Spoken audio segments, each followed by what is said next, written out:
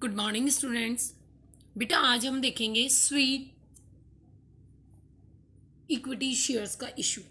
Sweet equity shares होते क्या है बेटा? जब भी कंपनी अपने संचालकों को या कर्मचारियों को बट्टे पर यानी डिस्काउंट पर या अदर देन कैश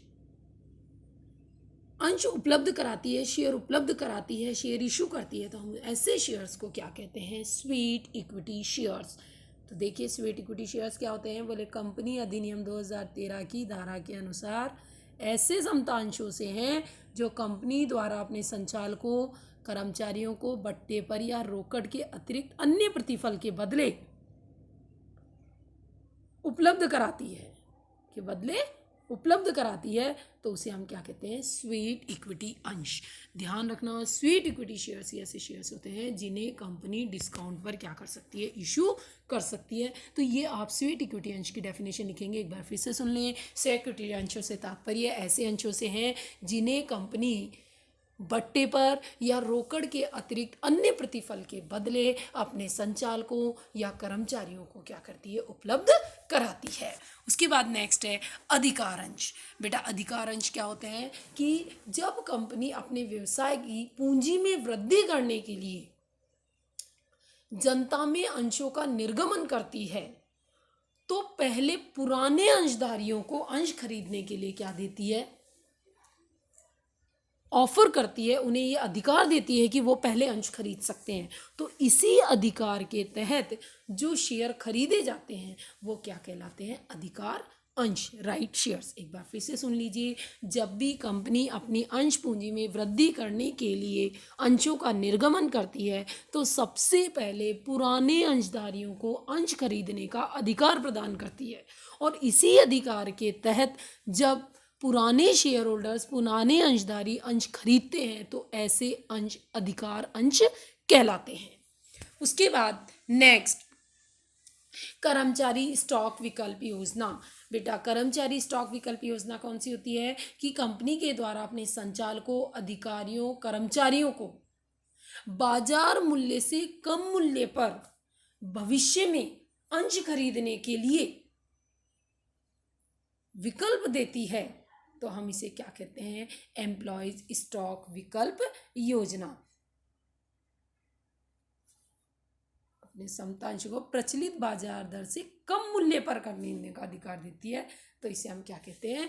कर्मचारी स्टॉक ऑप्शन स्कीम। उसके बाद नेक्स्ट एस्क्रो खाता। एस्क्रो खाता क्या होता है? बेटा जब भी कंपनी अपने अंशों की पुनर्खरीद करना चाहती है, फिर से सुनना, जब भी कंपनी अपने अंशों की पुनर्खरीद करना चाहती है तो इसके लिए बैंक में खाता खोलना होता है, और उस खाते को हम क्या कहते हैं? Escrow account.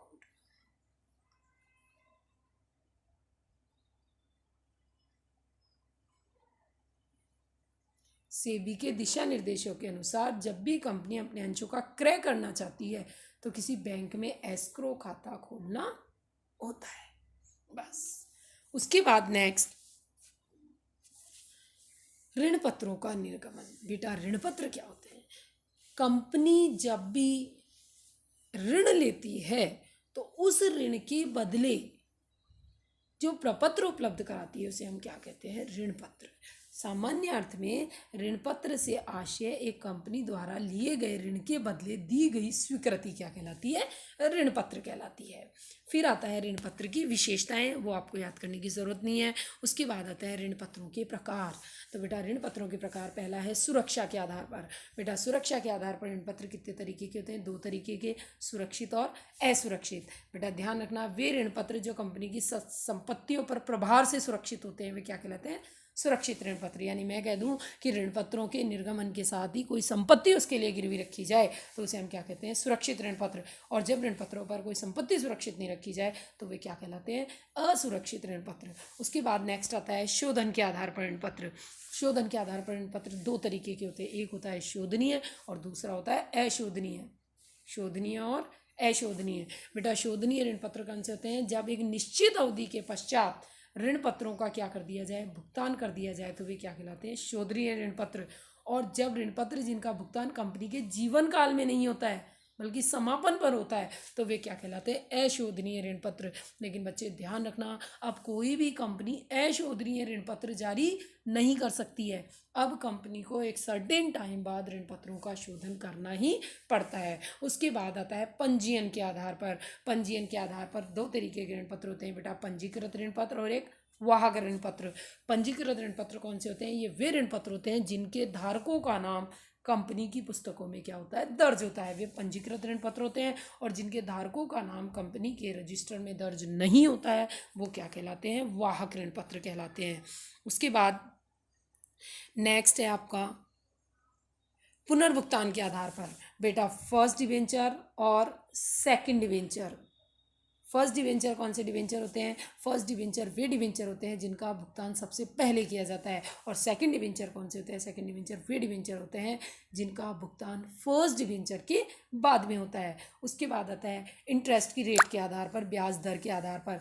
जिन ऋण पत्रों, निश्चित ब्याज दर वाले ऋण पत्र, वो ऋण पत्र जिन पर ब्याज की दर पहले से निश्चित होती है वे निश्चित ब्याज दर वाले ऋण पत्र होते हैं। और जिन पर ब्याज की दर पहले से निश्चित नहीं होती है वे क्या कहलाते हैं, शून्य ब्याज दर वाले ऋण पत्र। उसके बाद नेक्स्ट आता है परिवर्तनशीलता के आधार पर। बेटा परिवर्तनशीलता के आधार पर ऋण पत्र दो तरीके के होते हैं।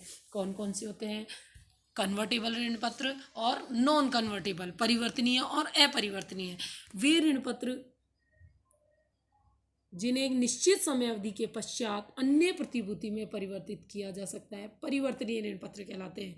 लेकिन वे ऋण पत्र जिनका परिवर्तन अंश या अन्य प्रतिभूति में नहीं किया जा सकता वे क्या कहलाते हैं, अपरिवर्तनीय ऋण पत्र। उसके बाद आता है अंश और ऋण पत्र में अंतर। बेटा अंश और ऋण पत्र में पहला है स्वामित्व। अंशों के धारक कंपनी के स्वामी होते हैं, लेकिन ऋण पत्रों के धारक क्या कहलाते हैं, ऋणदाता कहलाते हैं। हिस्सा, अंश कंपनी की पूंजी का हिस्सा होता है जबकि ऋण पत्र कंपनी के ऋणों का हिस्सा या स्वीकृति होती है। अंश दीर्घकालीन होते हैं जबकि ऋण पत्र अल्पकालीन, मध्यकालीन और दीर्घकालीन कई तरीके के होते हैं। अब आता है लाभांश या ब्याज। बेटा अंशों पर लाभांश दिया जाता है जबकि ऋण पत्रों पर ब्याज दिया जाता है। फिर आता है पुनर्भुगतान।